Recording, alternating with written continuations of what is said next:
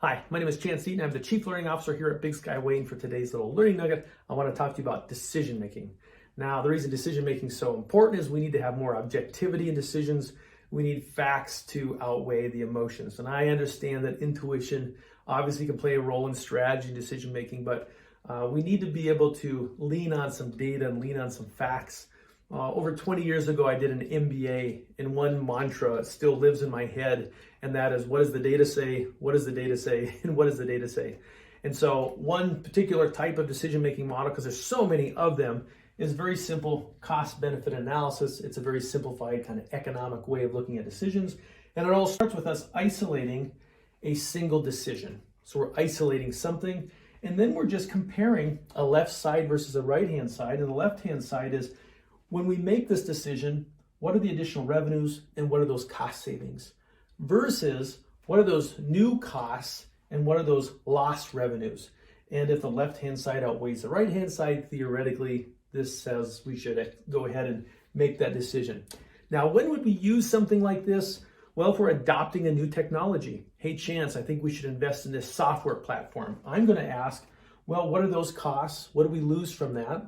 And then what do we save? What are the reduced costs? What are those new revenues? I need to see that justification. I'm going to invest that capital. You might use it for modifying some kind of production practice. You might use it for making a capital improvement. Hey, this is the capital improvement that we're going to make, and it's going to last this many years, and here are the benefits that we get from it.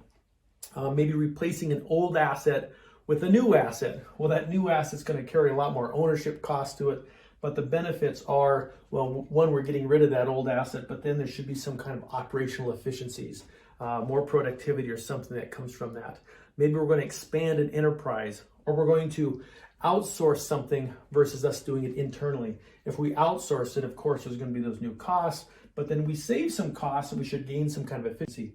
The point is, I need to look at some data and make some justification for this instead of just shooting from the hip. So very simple model, and this should be intuitive to most people because we do this naturally anyway.